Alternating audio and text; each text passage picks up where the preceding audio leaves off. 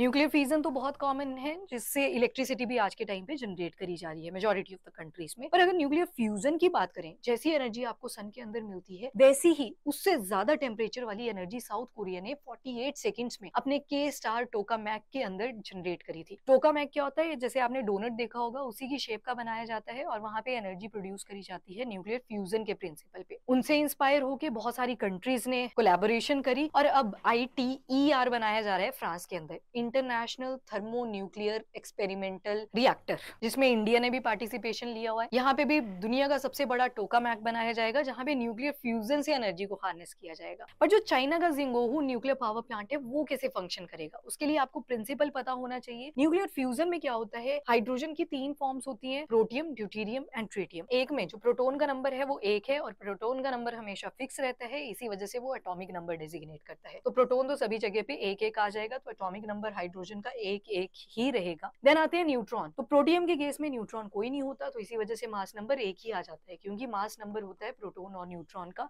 सम। Second condition में क्या होता है, एक न्यूट्रॉन आ जाता है, तो ऊपर आ जाएगा 1 + 1 = 2, मास नंबर 2। एंड तीसरे केस में क्या होगा, यहाँ पे न्यूट्रॉन का नंबर हो जाता है 2, तो 2 + 1 हो जाएगा 3। पहले को बोला हमने प्रोटियम, दूसरे को बोला ड्यूटेरियम और तीसरे को बोल दिया ट्रिटियम। जो सन के अंदर न्यूक्लियर फ्यूजन होती है, वहां पे ड्यूटेरियम और ट्रिटियम आपस में टकरा रहे होते हैं। अब यहाँ से देखो, ड्यूटेरियम का एक प्रोटॉन गया, ट्रिटियम का एक प्रोटॉन गया, तो ऑब्वियस सी बात है कि जो एटॉमिक नंबर होगा वो 2 हो जाएगा, जो कि हीलियम का होता है। न्यूट्रॉन ऊपर से 1 गया, नीचे से 2 न्यूट्रॉन आए, तो टोटल जो मास नंबर बनेगा वो 5 बनेगा। और ये वाला जो मॉलिक्यूल होता है, ये अनस्टेबल होता है, इसी वजह से एक न्यूट्रॉन यहाँ से बाहर निकाल दिया जाता है। अब सुनो, जो चाइना ने प्रिंसिपल यूज किया है, ये जो न्यूट्रॉन यहाँ पे प्रोड्यूस होता है न्यूक्लियर फ्यूजन के जरिए, जहां पे मॉलिक्यूल्स आपस में जुड़ रहे थे, ये होता है न्यूट्रॉन रिच। पर इससे जो पावर जनरेट होती है वो उतनी ज्यादा इफेक्टिव नहीं होती। वहीं पे जो दूसरा प्रिंसिपल है वो है न्यूक्लियर फीजन। फीजन में क्या किया जाता है, बॉम्बार्डमेंट करवाई जाती है, फीजन करवा दी जाती है, तोड़ दिया जाता है किसी चीज को। तो एक न्यूट्रॉन यहाँ पे हिट करवाया गया। यूरेनियम का एटॉमिक नंबर होता है 92, 235 इसका मास नंबर आता है। पर जैसे आपने एक न्यूट्रॉन इसके अंदर डाला, तो यहाँ पे जो मास नंबर है वो 236 हो जाएगा। अब ये अनस्टेबल हो जाता है, अनस्टेबल होने की वजह से ये टूट जाता है, क्रिप्टॉन बनता है, बेरियम बनता है, प्लस 3 न्यूट्रॉन बनते हैं। ये न्यूट्रॉन फर्दर और